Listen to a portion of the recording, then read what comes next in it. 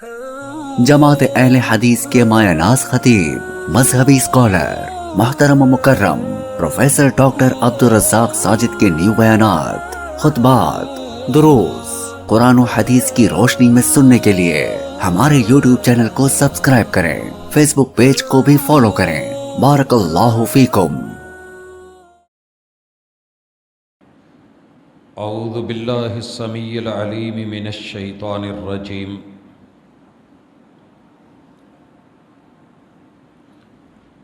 رب اشرح لی صدری ویسر لی امری واحلل عقدۃ من لسانی یفقہوا قولی۔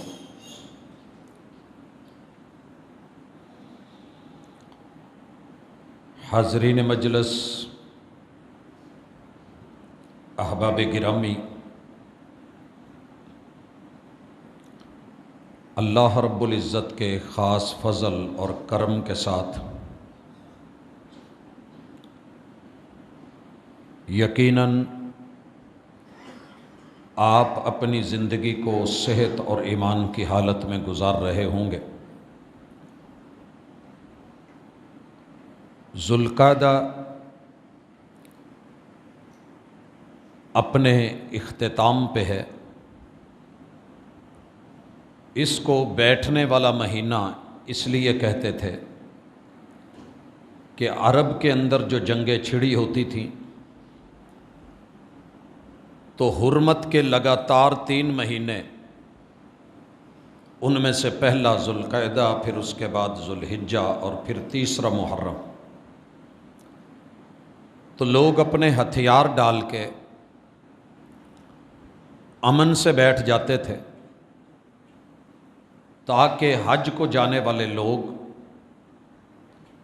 اور کاروان قافلے پرسکون طریقے سے اللہ کے گھر کی طرف رواں دواں رہیں۔ اور جو مہینہ شروع ہونے والا ہے ذوالحجہ، اس میں حج کے اعمال و معاملات انہیں کیا جاتا، اور محرم الحرام تلک لوگوں کی واپسی، اس لیے امن و امان کی صورتحال کو باقاعدہ برقرار رکھا جاتا، اور اس کے پیچھے جو سوچ کار فرما تھی کہ اللہ رب العزت نے حرمت کے 4 مہینے رکھے ہیں، ایک ماہ رجب، دوسرا پھر شعبان، رمضان اور شوال گزارنے کے بعد ذوالقعدہ، ذوالحجہ اور محرم کے ایام، ان ایام کی اور مہینوں کی جو عظمت ہے اس حوالے سے انشاءاللہ آج ہماری ملاقات رہے گی۔ سب سے پہلے آج تقریباً ہمارے پاس جن احباب نے قربانیاں کرنی ہیں ان کے لیے اپنی حجامت بنانے، سر کے بال، مونچھوں کے بال، اور بالخصوص نوجوان بیٹوں اور بیٹیوں میں غیر ضروری بال، بغلوں کے زیر ناف، ان کا اور ناخنوں کا تراشنا رسول اللہ صلی اللہ علیہ وسلم نے ذوالحجہ کے پہلے 10 دنوں میں روک دیا ہے جو لوگ قربانی کرنے والے ہیں۔ لہٰذا آج جمعے کے ساتھ جو اہتمام الحمدللہ نہا دھو کے صاف ستھرے ہو کے انسان اللہ کے گھروں کا رخ کرتا ہے، اگر پھر بھی کوئی باقی معاملہ ہو تو اسے مغرب سے پہلے پہلے نمٹا لیا جائے، یہ ہمارا پہلا کام ہے۔ اور دوسرا نقطہ گفتگو کا کہ ہم نے چاند کو دیکھنا ہے۔ رسول اللہ صلی اللہ علیہ وسلم کی عادت مبارکہ تھی کہ ہر مہینے کا چاند دیکھتے تھے، اور پھر اسے دیکھ کے آپ علیہ الصلاۃ والسلام جو دعا پڑھتے تھے وہ دعا بھی ہمیں پڑھنی چاہیے، آنی چاہیے، خود بھی یاد کریں، بچوں کو بھی یاد کروائیں، دوست احباب سے بھی سنیں۔ اور اس میں شرمانا یا گھبرانا یہ نہیں ہونا چاہیے۔ نبی مکرم صلی اللہ علیہ وسلم کسی بھی مہینے کے چاند کو دیکھ کے کچھ باتیں کرتے تھے اللہ سے، جن میں سے پہلی بات یہ تھی اللہم اہلہ علینا بالامن والایمان، اللہ یہ چاند، یہ مہینہ، یہ 29 یا 30 دن ہمارے لیے امن والے بنانا۔ امن صرف محرم میں نہیں ہے یا اس سے ریلیٹڈ دنوں کے لیے نہیں، بلکہ 12 مہینے اسلام اور ایمان نام ہی امن کا ہے۔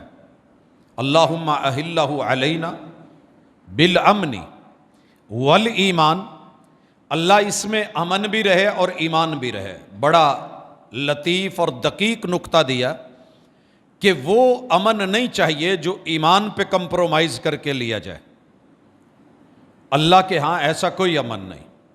قیامت کے دن جہنم کی آگ سے اگر کوئی شخص مامون ہوگا تو وہی ہوگا جو صحیح معنوں میں مومن ہے، اور یہ ایمان والوں کے لیے امن ہے۔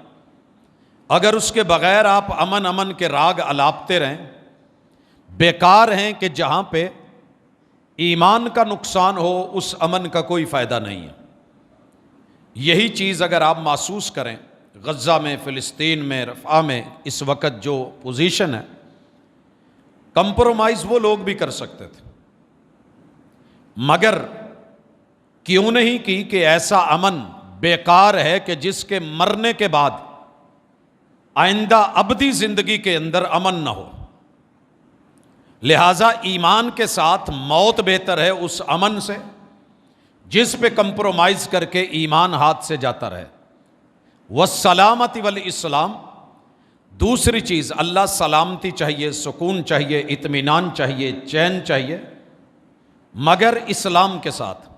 اسلام پہ کمپرومائز کر کے اور اس پہ سودا کر کے اگر کوئی سلامتی ہے تو بیکار ہے وہ، کیونکہ دنیا کی زندگی 4 دن کی ہے، اور شاید وہ بھی امن یا سلامتی میسر ہو یا نہ ہو، ایمان بھی جائے، اسلام کی دولت بھی جائے، امن اور سلامتی بھی نہ ملے، جنگیں پھر چھڑی رہیں، تو اللہ یہ مہینہ ہمارے لیے امن کا، چین کا، سکون کا، ایمان کا اور اسلام کا بنا دے۔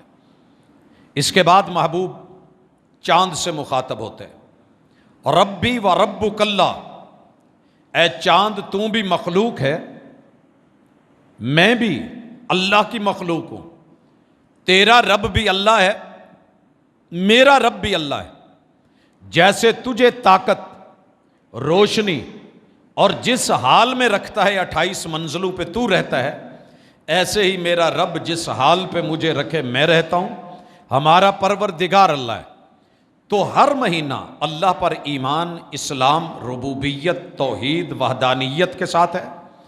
تو انشاءاللہ آج چاند نظر آنے کے قوی امکان ہیں، تو مطلع صاف ہو یا نہ ہو، اپنے گھر کی چھت پہ چڑھنا، نماز مغرب پڑھ کے اہتمام کرنا، کھلا میدان دیکھنا، نہ نظر آئے فبہا، آ جائے تو یہ دعا پڑھنا، یہ ہماری ذمہ داریوں میں اور مومن کے شیوے میں اور عادت اور وتیرے میں اور رسول اللہ صلی اللہ علیہ وسلم کے سلیقے اور اسوہ میں شامل ہے، اور مومن آپ کے اسوہ کے اوپر چلنے والا ہوتا ہے۔ اس کے بعد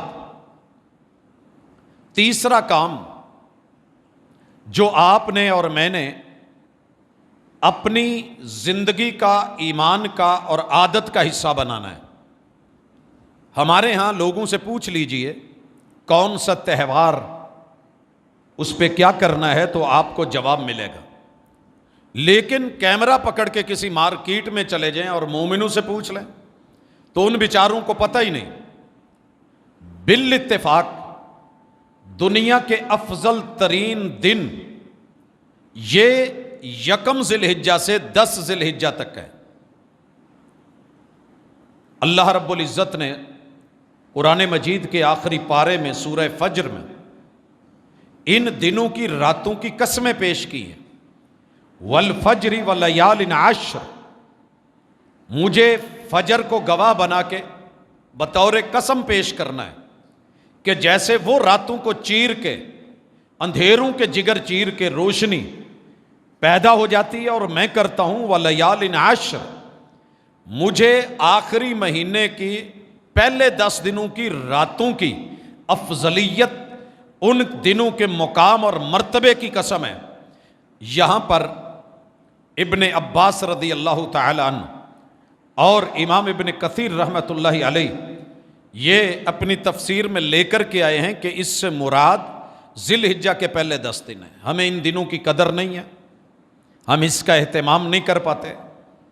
امام ابن تیمیہ رحمہ اللہ اور دیگر ائمہ و محدثین و مفسرین نے یہ بات واضح لکھی ہے کہ سال میں سب سے افضل ترین راتیں رمضان المبارک کے آخری عشرہ کی راتیں، پھر ان میں سے طاق راتیں افضل ہیں، طاق راتوں میں سے لیلۃ القدر افضل ہے۔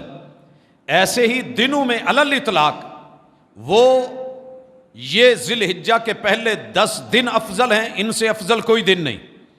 اور ان دنوں میں سے بالخصوص یوم عرفہ 9 ذی الحجہ کا دن ہے، جس سے افضل دنیا کے اندر اللہ تعالیٰ نے کوئی اور دن نہیں رکھا۔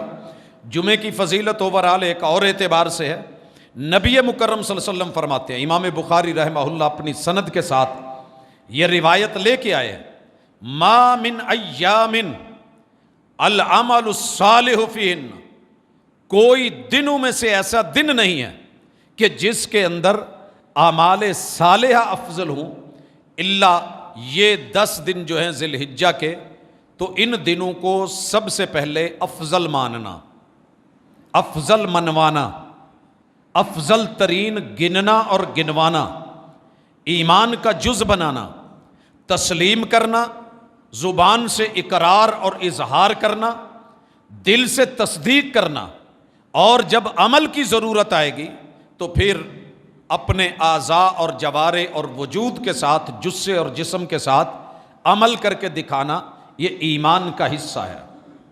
یہ ہمارا آج تیسرا سبق اور چوتھا سبق۔ جب یہ 10 دن افضل ہیں، ان افضل دنوں کی صرف ذات کی افضلیت نہیں ہے، ان میں کیا جانے والا عمل، العمل الصالح فیہن، ان دنوں میں آپ جو بھی نیکی کریں گے اس نیکی کا مقابلہ سوائے لیلۃ القدر کی جو رات ہے، خیر من الف شہر، دنوں میں کوئی دن ایسا نہیں ہے کہ جس میں کیا ہوا عمل ان دنوں میں کیے گئے عمل کا مقابلہ کر سکے۔ صحیح بخاری کی حدیث، رسول اللہ صلی اللہ علیہ وسلم سے پوچھا گیا، جناب ابن عباس رضی اللہ تعالی عنہ راوی، محبوب جہاد بھی نہیں، جہاد دنیا میں مشقت والا، جان دینے والا، مال لگانے والا، وقت پیش کرنے والا، اہل و عیال، کاروبار، اپنی منڈیاں، اپنی جاب، کھیتی باڑی، کاشتکاری، ہر چیز کو سلام کہہ کے جا کر کے دشمن کے سامنے کھڑے ہونا کوئی آسان کام نہیں۔ لہٰذا پوچھ لیا گیا کہ محبوب ان دنوں میں کیا گیا عمل جہاد سے بھی افضل ہے، اور جہاد اس کا مقابلہ نہیں کرے گا۔ آپ نے کہا ولل جہاد، ہاں جہاد بھی اس کا مقابلہ نہیں کر سکتا، یہ افضلیت ہے ان دنوں کی۔ فرمایا اللہ کہ ایک شخص جو جان اور مال کے ساتھ نکلا اور پھر مارکہ کارزار میں چلا گیا اور وہاں سے واپس نہیں لوٹا، اس شخص کی افضلیت، اعمال کی افضلیت ایک اور بات ہے، وگرنہ روٹین میٹر میں جہاد سے بھی افضل ہے ان 10 دنوں کی عبادت۔ اب آپ اور میں اپنے ماضی میں تھوڑا جھانکیں کہ واقعتاً زندگی کے جتنے برس بیتے ہیں اور ان میں یہ آخری مہینہ ذی الحجہ آیا ہے، کیا ہم نے واقعی پہلے 10 دنوں کو وہ ویلیو دی، وہ قدر دی، اہتمام کیا؟ تو اکثر لوگوں کی زندگی میں جواب نا میں ہوگا، نفی میں ہوگا کہ نہیں۔ چند گنے چنے لوگ جن پہ اللہ کی رحمت اور ان کی معلومات درست اور پھر عمل کے اندر اللہ کی توفیق شامل ہے، ان لوگوں کے علاوہ دیکھا یہ گیا ہے کہ ان 10 دنوں کو لوگ کسی بھی اعتبار سے اہتمام نہیں کرتے۔ جن دنوں کا اہتمام محمد الرسول اللہ صلی اللہ علیہ وسلم نے قطعاً نہیں کیا، اگلا مہینہ آئے گا محرم کا، ان 10 دنوں میں ہم اس قدر اہتمام کریں گے کہ ننگے سر خواتین کے سر پہ دوپٹے آ جائیں گے، اور وہ کام جو میرے پیغمبر کے اہل بیت نے ان دنوں میں شادیوں جیسے کام کیے ہیں ان پہ بھی بین کر دیا جائے گا، پابندی لگا دی جائے گی۔ ایسا نہیں ہے، نبی مکرم صلی اللہ علیہ وسلم ہر اس رسم کو توڑتے تھے کہ جو زمانہ جاہلیت کی تھی۔ خوشی کے اوپر اللہ نے کوئی بین نہیں لگایا، جس وقت بھی اللہ خوشی کا موقع دے آپ اس خوشی کو جوائن کریں۔ نکاح حالت احرام میں صرف منع ہے، وگرنہ ذوالحجہ کے اندر نکاح پڑھایا جا سکتا ہے، شادی کی جا سکتی ہے، الا کہ آپ نے احرام باندھا ہوا ہے حج کے لیے تو اس وقت صرف آپ نے یہ نکاح نہیں کرنا۔ شوال کے اندر عرب کے ہاں ایک رسم تھی کہ یہاں نکاح اور شادی نہیں کی جائے گی، جانور بیمار ہو جاتے تھے، لوگوں کے اندر ایک وائرس چل پڑتا تھا، تو ان دنوں میں لوگ ایک دوسرے سے بچتے اور شادی سے اپنے آپ کو دور رکھتے تھے۔ نبی مکرم صلی اللہ علیہ وآلہ وسلم نے، یہ شوال کا نام شولۃ الابل سے، اور اونٹوں کے اندر ایک خاص اونٹ لازم و ملزوم ہے عرب کا، تو ایک بیماری چلتی لوگوں میں بھی آتی تو بچتے شادی سے۔ آپ نے سیدہ عائشہ رضی اللہ تعالی عنہا کے ساتھ شوال میں شادی کر کے یہ رسم توڑی کہ تمہاری یہ پابندی بیکار ہے، اور محرم الحرام میں اہل بیت اطہار نے اسی سرزمین میں جس سرزمین کو کرب و بلا کہا جاتا ہے وہاں اپنے بچوں کی شادیاں کر کے اس رسم کا گلا کاٹا کہ اگر تم نے ان ایام کو مقدس سمجھ لیا ہے، رنج و غم آتے جاتے رہتے ہیں، دکھ سکھ زندگی کا حصہ ہیں، کبھی خوشی ہے کبھی غم ہے، اللہ رب العزت اگر موقع دے رب کے پاس حاضر ہونے سے پہلے اگر ایک دن کا بھی ٹائم ملتا ہے تو شادی کو روکا نہیں جائے گا۔ یہ ہے میرے محبوب علیہ الصلوۃ والسلام کی آل اور آپ۔ خیر، ان دنوں کے اندر آپ نے جن اعمال کو اپنانا ہے، ایک تو فرض ہیں، وہ ہمارے ذمے اللہ کا قرض ہے، وہ ہم کرتے ہیں۔ 5 ٹائم کی با جماعت فرض نماز وہ اپنی جگہ فرض ہے، وہ چلے گی، لیکن نوافل کا، سنن کا، کثرت کے ساتھ اللہ کے سامنے گڑ گڑانے کا، عاجزی کا، اور مالک کے سامنے سجدے کرنے کا، مناجات کا، عبادات کا، نوافل کا، زکوٰۃ کا، صدقات کا، خیرات کا، لینے دینے کا جو عمل ہے، ما من ایام العمل الصالح فیہن، اگر اللہ کے ہاں العمل الصالح کسی دن میں سب سے زیادہ مقام رکھتا ہے، ان دنوں میں سے یہ پہلے 10 دن ہیں، تو ان میں کثرت کے ساتھ خیر کی طرف آپ اور ہم انشاءاللہ بڑھیں گے۔ یاد رہے کہ ہم پہلے نمبر پہ اپنی حجامت، بال، ناخن، دوسرے نمبر پہ چاند دیکھنا، جب ذی الحجہ شروع ہو جائے تو تیسرے نمبر پہ ان 10 دنوں کی افضلیت کو ایمان کا حصہ بنانا، اور اس کے بعد 5ویں نمبر پہ جو ہمارے ساتھ جڑی ہوئی چیز ہے، بالخصوص کہ ان دنوں میں جو اعمال صالح ہیں ان سے بھی افضل کوئی نہیں، اور پھر مزید جو اہتمام کرنا ہے اعمال صالحہ میں سے کون سے عمل کیے جائیں، جو روٹین میں ہم کرتے ہیں وہ بھی، اور اس میں اضافہ کر دیا جائے۔ سیزن کے اندر میں نے لوگوں کو دیکھا جو کاروبار کر رہے ہوتے ہیں وہ اس کے ساتھ ساتھ کچھ اور بھی لگا کے بیٹھ جاتے ہیں۔ 14 اگست سے پہلے بے شمار ایسے دکاندار جن کا وہ کام نہیں ہوتا، وہ جھنڈیاں لگا کے بیٹھ جاتے ہیں، دیگر چیزیں، تاکہ وہ لوگ اس کے مطابق اس سے خرید لیں۔ تو ہم نے اعمال کے اندر، نیکیوں کے اندر، صالحات کے اندر اضافہ کرنا ہے۔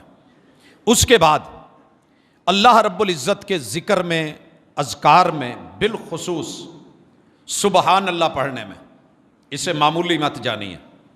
ایک دفعہ کا سبحان اللہ عام دنوں میں بولا ہوا، اللہ تعالیٰ جنت کے اندر درخت لگائیں، تو جب اس خاص دن میں پڑھا جائے گا اس کا اجر اور مقام افضلیت کا حامل ہوگا۔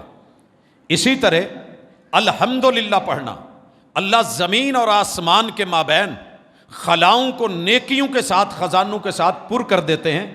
اگر ہمیں پتہ چل جائے کہ ایک دفعہ الحمدللہ سبحان اللہ کہنے سے زمین اور آسمان کے مابین سونے چاندیوں زیورات سیم و زر سے بڑھ کر کے اللہ تعالیٰ ہمیں دولت سے، اجر سے، ثواب سے نوازیں گے، تو یقین کیجئے ہم ساری زندگی باقی کام چھوڑ کے یہی کرتے رہیں۔ اسی طرح اللہ کی تکبیر، ان ایام میں تکبیرات ایک عظیم مرتبہ اور شان رکھتے ہیں، اور رسول صلی اللہ علیہ وسلم کی سنت، لہٰذا اللہ اکبر کبیرہ کہنا، الحمدللہ کثیرہ کہنا، سبحان اللہ بکرۃ و اصیلہ کہنا، اسے ان ایام میں شامل کر لیجئے۔ اور اسی طرح تحلیل، اگر آپ کو اللہ کے عرش کا خزانہ چاہیے، اللہ کے عرش کا خزانہ، آپ کو پتہ ہے رب کے عرش کے بالکل نیچے اگر کوئی چیز ہے تو وہ جو بیت اللہ کے اوپر ہے، وہ گھر کہ جس گھر کے اندر فرشتے داخل ہوتے ہیں، اور بالکل اس کے نیچے جنت الفردوس۔ عرش کا خزانہ رب کی رضا ہے، اللہ کی عطائیں ہیں، اور وہ چیزیں ہیں جو ہم جانتے نہیں، کان سن نہیں پائے آج تک، زبانیں اس کا مزہ نہیں چکھ پائیں، آنکھیں دیکھ نہیں پائیں، ایک تصور کی کیف ہے، صرف امیج بنایا جا سکتا ہے، لیکن وہ حقیقت کیا ہے وہ میرا رب جانتا ہے۔ ہم لا حول ولا قوت الا باللہ تب پڑھتے ہیں جب کوئی شیطان ہمیں محسوس ہو کے آ گیا ہے، ایسے نہیں ہے۔ یہ عرش کا خزانہ ہے، کثرت کے ساتھ یہ تحلیل۔ اسی طرح لا الہ الا اللہ، لا الہ الا اللہ پڑھنا، یہ بھی اپنی زندگی میں شامل۔ ہم کہتے ہیں کہ نہیں جی یہ میت پہ پڑھا جاتا ہے، میں نے عرب دنیا کو دیکھا ہے کہ کوئی بھی چھوٹی موٹی بات ہو جائے تو جواب میں ان کا یہی ہوتا ہے لا الہ الا اللہ، لا الہ الا اللہ، لا الہ الا اللہ۔ تو یہ چیزیں کثرت کے ساتھ ہم ذکر اذکار کو، مناجات کو، مسنون دعاؤں کو، صبح و شام کے اذکار کو، اللہ سے تعلق کو انشاءاللہ جوڑیں گے، کیونکہ ان دنوں میں وہ دن ہیں کہ جن میں جو مانگا جائے رد نہیں ہوتا۔ اس کے بعد خصوصی عبادت، اور خصوصی عبادت میں مجھے جن چیزوں کا شعور زندہ کرنا ہے، یہ نہیں کہ ہمیں شعور نہیں ہے، شعور ہے، مگر قرآن مجید کی ایک آیت بڑی باکمال آیت ہے۔ اللہ تعالیٰ فرماتے ہیں وَذَكِّرْ فَإِنَّ الذِّكْرَى تَنفَعُ الْمُؤْمِنِينَ، اے محبوب ان لوگوں کو، کلمہ گو لوگوں کو، مومنین کو آپ یاد دہانی کرواتے رہا کریں، بھولے ہوئے سبق پڑھاتے رہا کریں۔ یقین کیجئے جن سینوں میں ایمان ہوتا ہے انہیں یاد دہانی فائدہ دیتی ہے۔ یہ سبق ہم بھول جاتے ہیں۔ آپ علیہ الصلاۃ والسلام نے اس مہینے کو حج کا مہینہ قرار دیا ہے، قرآن مجید نے حج کا مہینہ قرار دیا ہے، لوگ حج کی طرف دھڑا دھڑ جا رہے ہیں۔ آپ سوچ بھی نہیں سکتے کہ یہ رب جب تک نہیں چنے تو بندہ حج کی طرف قدم نہیں اٹھا سکتا۔ اللہ توفیق تو دے دیتے، رب کی طرف سے جانے کی توفیق، مال کی توفیق، استطاعت کی توفیق، صحت کی توفیق۔ وَلِلَّهِ عَلَى النَّاسِ حِجُّ الْبَيْتِ مَنِ اسْتَطَاعَ إِلَيْهِ سَبِيلًا، یہ سبق ہمیں قرآن نے سکھایا ہے، لیکن وہاں جا کے سنت کے مطابق حج نہ کرنا، یہ بندے کا پرسنل میٹر ہے۔ بڑے سارے ائمہ نے اپنی کتابوں میں یہ جملے لکھے ہیں کہ فلاں شخص حج پہ گیا، ما حج الا بعیرو، وہ بدبخت خالی لوٹا، اس کی سواری تو حج کر آئی مگر وہ حج کر کے نہیں آیا، وہ حج کر کے نہیں آیا۔ جو حج پہ ہیں وہ بھی توجہ دیں، اور جو حج پہ جانے کے لیے تڑپ رہے ہیں نہیں جا سکے وہ بھی توجہ دیں۔ آپ یقین کریں بسا اوقات رب نیت کے اوپر وہ اجر ثواب دے دیتا ہے جو پریکٹیکل کرنے والے کو بھی نہیں ملتا، جو پریکٹیکل کرنے والے کو بھی نہیں ملتا۔ کیا ہمارے لیے یہ مشکل ہے کہ یہ تڑپ، تمنا اور آرزو گڑ گڑا کے بل بلا کے اپنے رب کے سامنے رکھیں کہ اللہ میرا بھی دل کرتا ہے میں حج پہ جانا چاہتا ہوں، میں جب جتنی جمع پونجی کرتا ہوں ہر آنے والے سال میں ریٹ اتنا بڑھ جاتا ہے کہ میں نہیں جا پاتا۔ ہمارے ایک دوست ہیں، انہوں نے احرام خرید کے رکھا ہوا ہے، پوچھا یہ کیوں؟ کہنے لگے رب تو نیتوں سے واقف ہے، میں جانا چاہتا ہوں، میں اس فریضے کے بغیر مرنا نہیں چاہتا، لیکن جب اللہ توفیق دے گا. لیکن حجاج جو کرتے ہیں وہ تو کیا جا سکتا ہے. آپ اور میں سورۃ الحج ہی پڑھ لیں. ان دنوں میں سورۃ الحج، میں تقریباً ہر سال سورۃ الحج کے خطبے لے کے آتا ہوں کہ سورۃ الحج کا پیغام انسانیت کے نام. یہ وہ سورت ہے جسے اللہ نے انسانیت کو آواز دے کر کے شروع کیا ہے. ایک ایک لفظ، ایک ایک جملہ، ایک ایک کلمہ، ایک ایک آیت آپ کی اور میری زندگی کو سنوارتی ہے، بناتی ہے، انسانیت دیتی ہے. تو اس حوالے سے سورۃ الحج کو ترجمے کے ساتھ پڑھ لیں، اسے اپنے نصاب میں شامل کر لیں، اور ان دنوں میں بالخصوص تلبیہ کے اوپر توجہ دیں.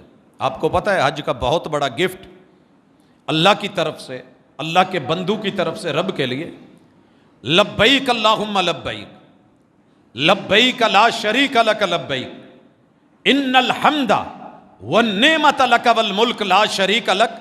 یہ پڑھیے بھی اور ترجمے پہ بھی غور کیجیے. اللہ میں حاضر، کیا معنی ہے میں حاضر؟ جسم حاضر اور وجود کے اعصاب، قوا، نفسیات اور روحانیت بالکل غائب. ہر اعتبار سے حاضر ہوں. اللہ میں حاضری لگوانے آیا ہوں تو تیرا شریک کوئی نہیں، وعدہ لا شریک بنا کے آیا ہوں. ان الحمد والنعمت لک والملک، اللہ ساری نعمتیں بھی میرے اوپر تیری ہیں، یہ قوتیں بادشاہتیں بھی تیری ہیں.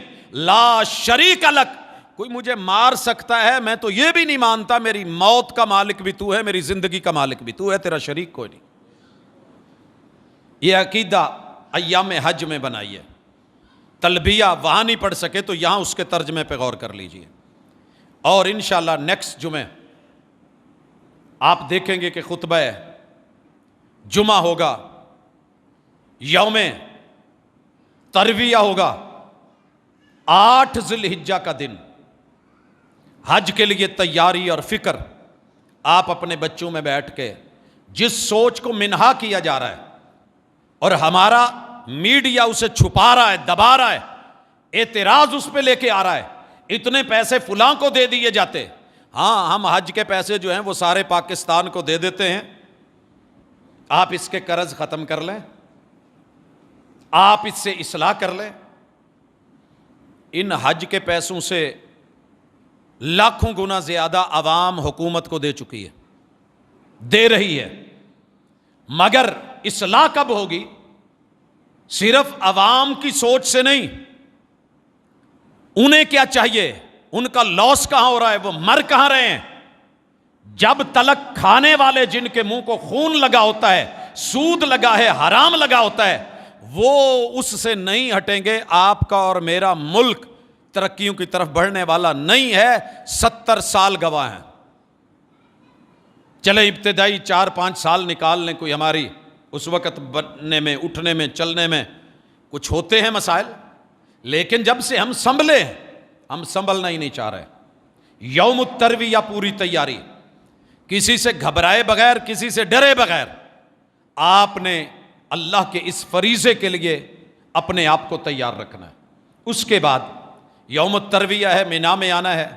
70 انبیاء نے جہاں نماز پڑھی ہو وہاں آپ کا جانے کو، بیٹھنے کو، نماز پڑھنے کو، قیام کو، سجود کو، رکوع کو، دعاؤں کو، مناجات کرنے کا دل نہیں کرے گا. صرف تصور کی دنیا. اور پھر اس سے اگلا دن یوم عرفہ، سال کا سب سے مہنگا دن، بہترین دن، اللہ تعالیٰ کے ہاں سے بندوں کی جہنم سے آزادی کا دن، معاشر کے میدان کی یاد دہانی کا دن، محمد الرسول اللہ صلی اللہ علیہ وسلم کے زور اثر اکٹھا کرنے کا دن، خطبہ حج دینے کا دن، اور خطبہ حجۃ الوداع جو پوری دنیا میں انسانی حقوق کا ذمہ دار بن گیا، وہ والا دن، اور جس میں آپ نے نمازوں کی ادائیگی کے بعد مغرب سے پہلے تلک رب کے ساتھ مناجات کی ہیں، دعائیں کی ہیں، وہ والا دن، وقوف عرفہ کا دن. اس دن کا روزہ، اس دن کا روزہ، یوم عرفہ کا روزہ، یہ خصوصی عبادت ہے ان لوگوں کے لیے جو حج میں شریک نہیں ہیں. جو حج میں ہیں وہ نہیں رکھیں گے. جو حج میں شریک نہیں ہیں ان دنوں میں روزہ رکھیں. اللہ تعالیٰ آپ لوگوں کے پچھلے سال کے گناہ، پچھلا سال کون سا گزرا ہے؟ 1444۔ اگلا سال کون سا ہے؟ 1446۔ گزر کون سا رہا ہے؟ 1445۔ پچھلے سال اور آنے والے سال کے گناہ میں سوچ رہا تھا کہ اگر 360 ہی گنوں، 1000 دنوں سے بڑھ کر کے، ایک طرف رات کی عبادت خیر من الف شہر لیلۃ القدر، ایک طرف ایک دن کا روزہ، انسان نے 3 سالوں میں جتنی خطائیں کی ہوں، پچھلے برس میں، موجودہ برس میں، آنے والے برس میں، اللہ تعالیٰ ان خطاؤں کو معاف کر کے نیکیوں میں بدل دے۔ اتنا عظیم روزہ اور اتنی عظیم عبادت، اور ہمیں علم بھی نہ ہو، ہمیں پتہ بھی نہ چلے۔ باقی رہ گیا کہ یہ یوم عرفہ اس دن رکھنا ہے جب سعودیہ میں ہے، یا 9 ذی الحجہ کو رکھنا ہے۔ اہل علم نے اس میں لمبا چوڑا اختلاف شروع کر لیا ہے، اللہ کرے یہ کسی کروٹ بیٹھ جائے۔ سچی بات یہ ہے کہ ہماری جتنی بھی عبادت ہے وہ ہمارے شب و روز کے ساتھ جڑی ہے، ہمارے شب و روز کے ساتھ۔ یاد رہے کہ جب ہم عرفہ میں جائیں گے، حج کے لیے جائیں گے، تو وہاں ہمارا روزہ ہی نہیں ہے، ہم روزہ نہیں رکھیں گے۔ اس دن کو، جس تاریخ کو بھی جہاں جس ملک میں آ جائے، روزہ رکھنا یہی افضل ہے، یہی بہتر ہے۔ کیوں؟ اگر آپ اس دن کا حساب رکھیں گے تو بے شمار ملکوں میں تب نائٹ ہوگی جب وہ روزہ رکھ رہے ہوں گے، جب وہاں دن شروع ہو چکا ہے، میچ نہیں کرتا۔ اور جب وہاں افطاری ہو رہی ہے تب بھی بے شمار ملکوں کے اندر ابھی دن موجود ہوگا، سورج غروب نہیں ہوا ہوگا۔ اس اعتبار سے بھی کوئی میچنگ نہیں ہو رہی۔ تو اپنے وطن، اپنے علاقے، اپنے خطے کے مطابق جہاں آپ ہیں، اس تاریخ میں 9 ذی الحجہ کا یہ روزہ واللہ تعالی عالم افضل ترین عبادت ہے۔ اسے اپنی زندگی میں ایڈ کیجئے اور اس کی رغبت دلائیے اور اس کی طرف بڑھیے۔ اور اسی طرح اگلا دن یوم النحر، 10 ذی الحجہ، پہلے 10 دنوں میں افضل ترین دن ہے۔ اس دن اگر آپ حج میں ہیں تو آپ نے 4 کام کرنے ہیں۔ پہلا کام رمی جمار، ان جمارات کو کنکریاں مارنی ہیں۔ یہاں آپ کو سوشل میڈیا پہ جملے ملیں گے کہ وہاں ایک ہی مرتبہ حکومت سعودیہ بلڈوزر کیوں نہیں پھیر دیتی، یہ لاکھوں روپے لگا کے صرف ایک کنکریاں مارنے کے لیے حاجی صاحب کو بلوایا جاتا ہے۔ آپ پیسے سے جلیں، ٹائم سے جلیں، لوگوں سے جلیں، یا عبادت سے، ملے گا کچھ نہیں۔ یہ میرے رب نے اس سنت کو، محمد الرسول صلی اللہ علیہ وسلم کی سنت نہ بنایا ہوتا تو ہم کبھی یہ عمل نہ کرتے۔ یہ سنت ہے محمد الرسول اللہ صلی اللہ علیہ وسلم کی۔ آپ چاہتے تو یہ جمرات اکھاڑ دیتے، وہ جاہلیت کی نشانیاں ہوتی تو ان کا وجود ختم کر دیتے، مگر ایسے نہیں ہوا۔ سنت ابراہیمی ہے، اس پہ عمل کیا، رسول اللہ صلی اللہ علیہ وسلم آگے بڑھے ہیں، اس کو برقرار رکھا ہے۔ ہم اس کے مطابق انشاءاللہ جو حجاج وہاں ہیں، رمی جمار، دوسرے نمبر پہ قربانی، تیسرے نمبر پہ اپنے بال کٹوانا، اور چوتھے نمبر پہ بیت اللہ کا طواف اور سعی۔ اللہ جب موقع دے گا انشاءاللہ وہ بھی کریں گے۔ حجاج وہاں عید نہیں پڑھیں گے۔ 10 تاریخ ہے، 10 ذی الحجہ ہے۔ پورا عالم اسلام جہاں بھی ہے، اس دن جو پہلا کام کرے گا وہ ہے عید الاضحیٰ۔ میدان میں نکلے گا حتی الامکان، اگر جگہ نہیں تو پھر مسجد، وگرنہ کھلے میدان میں ایک راستے سے جائیں گے۔ اذان نہیں ہوگی، تکبیر نہیں ہوگی، پہلے کوئی نوافل یا سنن نہیں ہوں گے۔ امام صاحب 2 رکعت سنت کے مطابق نماز عید الاضحیٰ پڑھائیں گے، پھر اس کے بعد خطبہ دیا جائے گا، دعا میں شامل ہوا جائے گا۔ جتنے بھی مرد عورت ہیں جو خود کو انسان گنتے ہیں، مرد ہیں اور عورتیں ہیں، اس دن گھر میں بیٹھنے کا کوئی جواز نہیں ہے، الا کہ کوئی شخص اٹھا کے لانے کے قابل بھی نہ ہو، وگرنہ اگر ایام والی عورتیں بھی ہیں تو ان کو بھی اجازت نہیں ملی، ان کو بھی اجازت نہیں ملی۔ اور اگر عید کے دن پہننے کا کپڑا نہیں ہے تو بہن اپنی بہن کو چادر میں چھپا کے پردہ کروا کے لے آئے گی اور عیدگاہ میں شامل ہوں گے۔ گھر میں جتنے مرضی کام ہوں، یہ کام نہیں ختم ہوتے ساری زندگی۔ عید کے قربانی کے بعد میں مثالیں بن جائیں گے. پہلے نماز پڑھیے فصلی لربک ونہر، پھر قربانی کی باری ہے. گھروں میں بیٹھے رہتے ہیں، نماز کے لیے آتے نہیں، اور قربانیوں کے لیے ہم تڑپ رہے ہوتے ہیں. دوسرا کام اس دن جو کیا جائے گا وہ کام بڑا اہم ہے، اور وہ ہے قربانی. اس قربانی پہ بھی بڑے لوگوں کی رالیں ٹپکتی ہیں. کاش قربانی کا پیسہ، جانوروں کا پیسہ اتنی معیشت کی بربادی ہونے سے بہتر ہے یہ بھی ہماری جیب میں آ جائے. جناب آپ اس سے بہت کچھ کماتے ہیں، اگر اکنومیکلی اس پہ کبھی موقع ملا تو بات کریں گے کہ صرف اکیلے پاکستان میں کتنے لاکھوں جانور، کتنی کمائی، اور کتنا اس کا سرکل جو ہے وہ لوگوں کے اندر ایک دوسرے میں حلال روزی اور پیشے سے شروع ہوتا ہے اور ختم ہوتا ہے. ایک الگ پہلو ہے، لیکن اللہ تعالیٰ کو اچھا لگتا ہے. آج جا کے سورۃ الحج کی آیت نمبر 28 سے لے کے، بلکہ 27 سے لے کے آیت نمبر 37 تک کا مطالعہ کیجیے گا. اللہ کو اچھا لگتا ہے کہ یہ لوگ ان خاص دنوں میں میرے بنائے ہوئے جانور، میرے دیے ہوئے جانور، میرے پیدا کیے ہوئے انعام، البدن یہ اونٹ، یہ اونٹنیاں، یہ اسی طرح گائے، بیل، یہ بکرے اور بکریاں، یہ بھیڑ اور دمبے، یہ میرے نام پہ بطور شعیرہ ان کو قربان کریں اور لہو بہائیں، خود بھی کھائیں، دوسروں کو کھلائیں. اسی میں اللہ نے کہا ہے لن ینال اللہ لحومها ولا دماؤها، تمہارے رب کو ان جانوروں کے گوشت کی ضرورت نہیں، وہ تم نے کھانا ہے. لہو کی ضرورت نہیں، وہ زمین پینا ہے. میں نے تمہارے دل کا تقوی اور تمہاری بندگی دیکھنی ہے کہ تم میرے آرڈر پہ لبیک کہتے ہو. دنیا میں لبیک یا رسول اللہ اور لبیک اللہم لبیک زبان سے کہنا بڑا آسان ہے، مگر اپنی جملہ خواہشات کو چھوڑ کے اللہ کے نام پہ حاضری دینا مشکل ترین ہے. ایک بدبخت نے یہ جملہ لکھا، اور بے شمار اس طرح کے موجود ہیں مارکیٹ میں. بدبخت کہتے ہوئے بھی، بد نصیب کہتے ہوئے بھی مجھے حیا آتی ہے کہ میرے بڑوں نے تربیت میں یہ جملے نہیں سکھائے جس طرح کے وہ جملے بولتے ہیں. ہمارے اکابر کو، اسلاف کو، اولیاء اللہ کو، ہمارے بزرگوں کو، اہل علم کو، یہ جس طریقے سے وہ رنگیتتے ہیں یہ صرف انہی کو مبارک. لب و لہجے بتا دیتے ہیں کہ تربیت کی گئی ہے یا صرف پالا گیا ہے. پال تو لوگ کتے کو بھی لیتے ہیں، لیکن تربیت جانور کی بھی کر دی جائے تو وہ بھی مہنگا ہو جاتا ہے.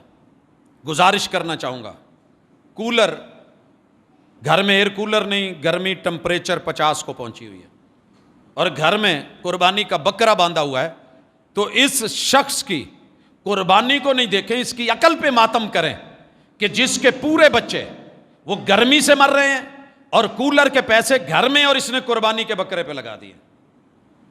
قربان جاؤں تیرے اس رویے پہ، لب و لہجے پہ، تیری تعلیم اور تربیت پہ. تجھے شاید علم نہیں کہ محمد رسول اللہ علیہ وسلم جب قربانی کے احکام سکھا رہے تھے تو ٹمپریچر وہاں کا، عرب دنیا کا، جہاں پتھر پگھل جاتے ہیں، وہ 50 کو کراس کر رہا تھا.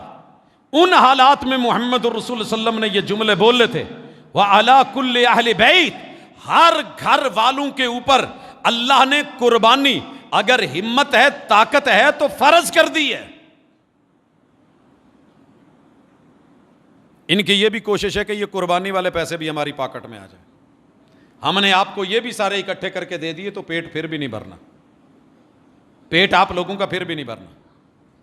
خیر، بڑے بڑے ہتھ کنڈے کیے گئے، کھالیں سستی کی گئیں کیونکہ وہ اللہ کے گھروں یا مدارس کو لگتی ہیں، لے لی جائیں بعد میں.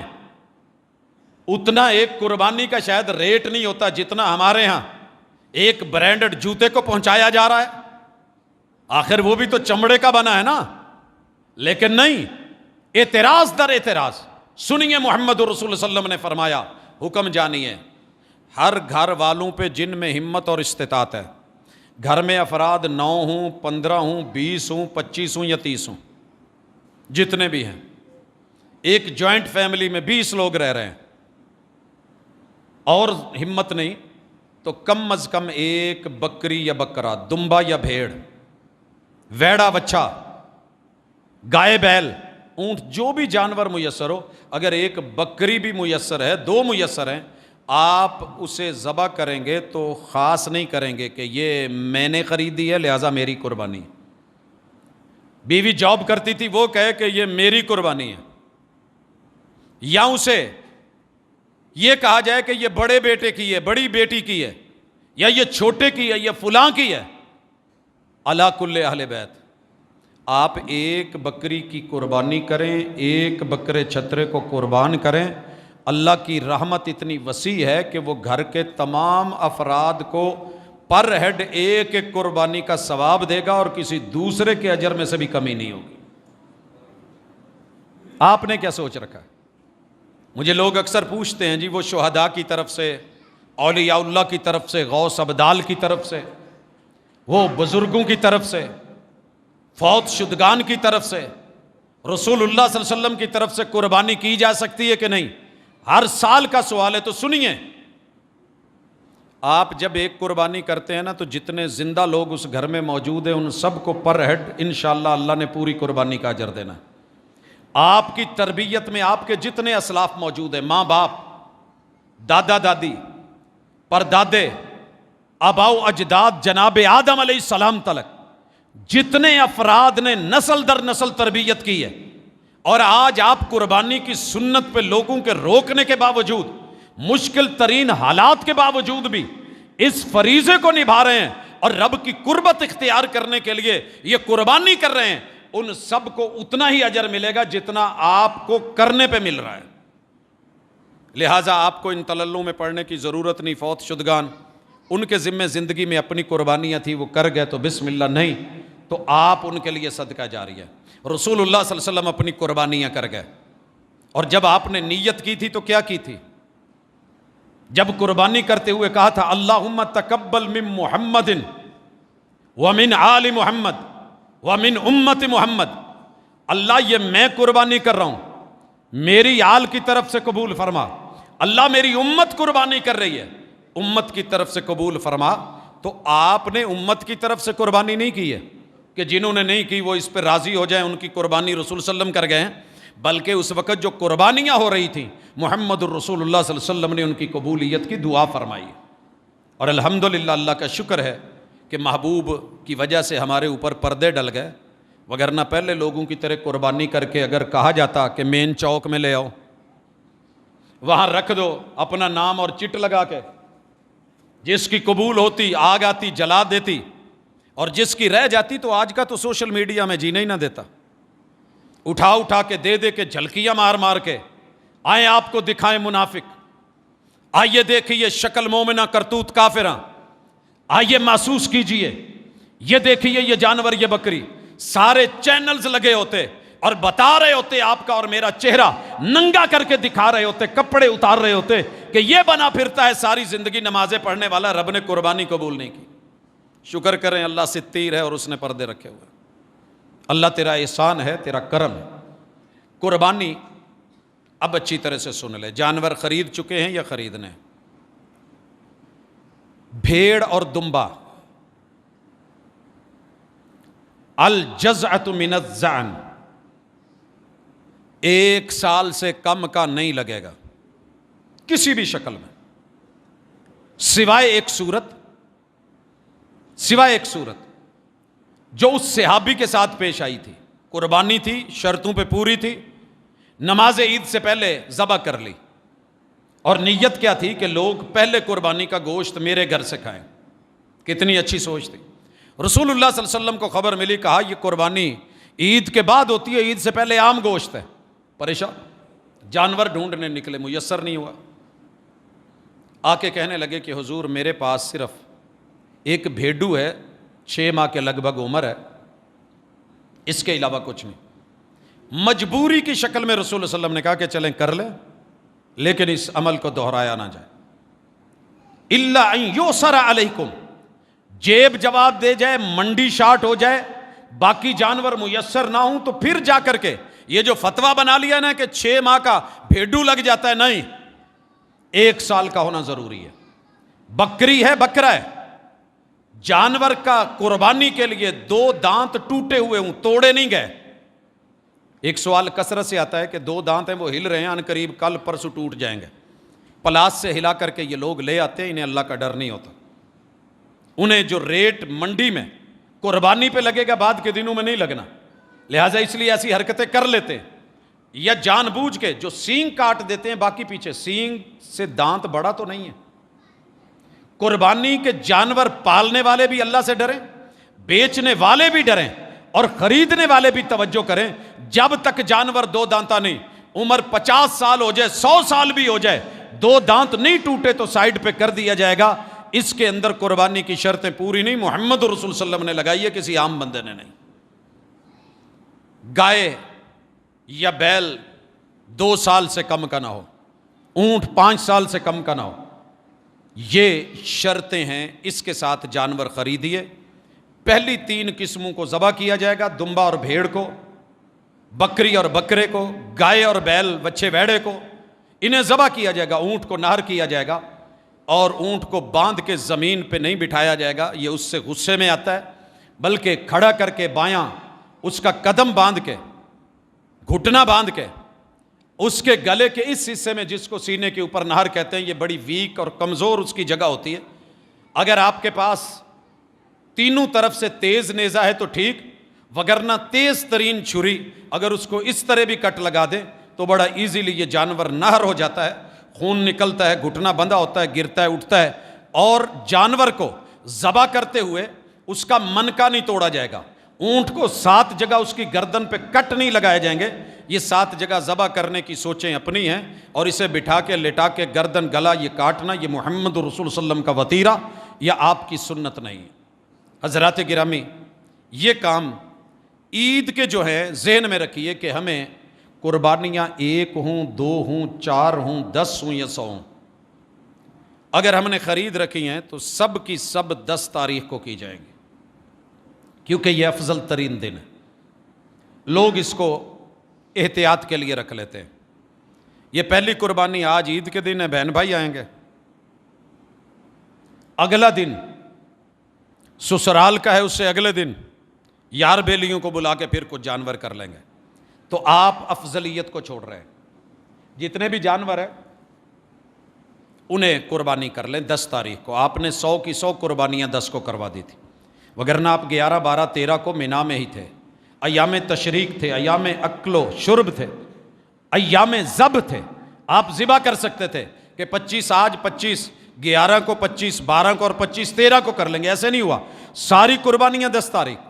پہلے دن قربانی یوم النہر پہ قربانی کرنا افضل ہے. قربانی کی جائے، خود کھائی جائے، غریبوں کو، ہمسایوں کو، مانگنے والوں کو، اور وہ لوگ جو سفید پوش ہیں جو آپ تک نہیں آئے ان تلک بھی پہنچے. اور قربانی کے ڈھیروں مسائل ہیں، لیکن یہ اہم ترین جانور کے اندر جو سینگ کٹے اس وقت منڈی میں بیل مل رہے ہیں، اگر تو جانور کے پیدائشی سینگ نہیں ہے ٹھیک ہے، عیب نہیں ہے، لیکن اگر کاٹے گئے ہیں مشین کے ساتھ یا پھر اس کو کسی تار کے ساتھ تو یہ عیب ہے، اور ایسا جانور قربانی میں نہیں لگتا. خصی جانور ڈھونڈا جائے گا. یہ عام روٹین میں جانور میں عیب شمار ہوتا ہے نسل کے اعتبار سے، لیکن گوشت کھانے، ذبح کرنے اور قربانی کے اعتبار سے یہ حسن ہے. اور محمد رسول اللہ صلی اللہ علیہ وسلم نے خصی جانوروں کی قربانی کی. کچھ احباب اس سے منع کرتے ہیں، تو ان کا منع کرنے کی کوئی دلیل نہیں ہے، بلا دلیل بات ہے، اور اس کو عیب گنتے ہیں. رسول اللہ صلی اللہ علیہ وسلم کبھی وہ کام نہیں کرتے جو معیوب ہو اور جس میں عیب ہو.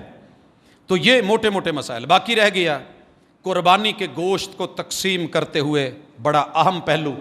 ہمارے بزرگ 3 حصے کرتے تھے، ہم نہیں کرتے.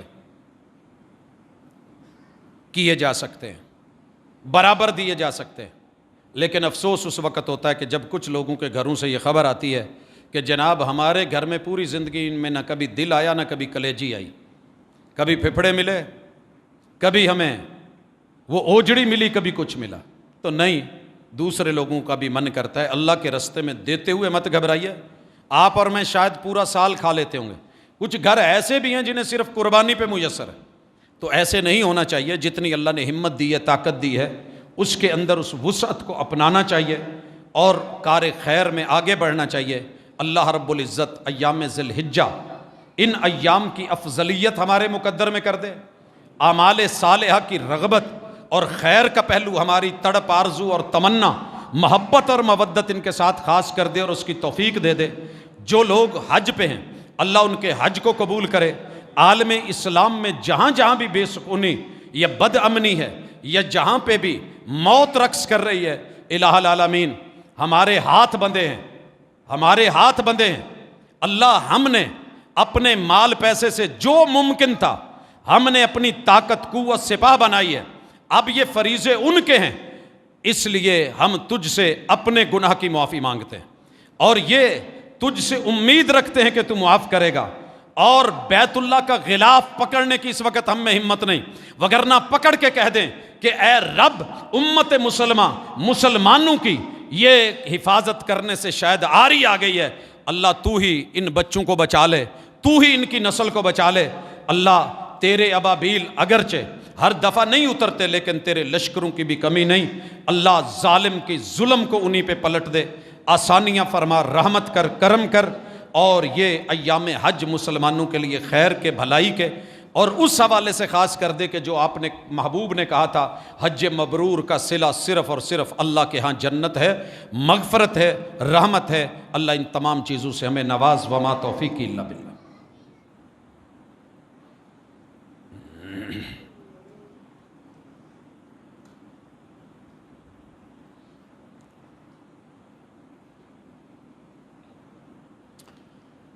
ان الحمد للہ نحمده ونستعینه ونستغفره ونعوذ باللہ من شرور انفسنا ومن سیئات اعمالنا من يهده اللہ فلا مضل له ومن يضلل فلا هادی له واشهد ان لا الہ الا اللہ وحدہ لا شریک له واشهد ان محمدا عبدہ ورسولہ۔ احباب گرامی، مسائل کو سمجھنا، سیکھنا مومن کی زندگی کا حصہ ہے اور ایک ضروری امر ہے، کیونکہ جاہل کی کوئی زندگی نہیں، اور صرف سنی سنائی پہ بات رکھنا، مطالعہ نہ کرنا، نہ پڑھنا، یہ اس وقت کی امت کا ایک زوال کا بہت بڑا باعث ہے کہ ہم حق کو دبانے والے یہود و نصارہ کو اللہ تعالیٰ نے قرآن مجید میں جگہ جگہ پہ رگڑا لگایا، ان کی مذمت کی، شناعت اور برائی کو بیان کیا کہ وہ اہل کتاب ہو کے، پڑھے لکھے ہو کر کے بھی اعمال کو نہیں جانتے اور کرتے تھے۔ تو جہالت تو اس سے بھی بڑا اور اللہ کی ناراضگی کا سبب ہے۔ تو جانتے رہیے، سیکھتے رہیے، پڑھتے رہیے، قرآن مجید کا ترجمہ، احادیث گھر میں ہونی چاہیے، تو انشاءاللہ اس سے بہتری آتی ہے اور خیر آتی ہے۔ ایک مثال لیجئے، ہمارے ہاں اکثر دوست احباب حج پہ گئے ہوتے ہیں لیکن اپنے بہن بھائیوں کا حق مار کے، قربانی خرید رہے ہوتے ہیں بہن بھائیوں کا حق مار کے، نمازیں پڑھ رہے ہوتے ہیں، مسجدیں بنا رہے ہوتے ہیں، وہاں پہ بڑے بڑے عہدوں پہ ہوتے ہیں، مگر نہ حقوق اللہ کا لحاظ، نہ حقوق العباد کا لحاظ، حقوق اللہ میں سے بھی چند گنے ہوئی چیزوں کو اختیار کرتے ہیں، تو یہ درست نہیں۔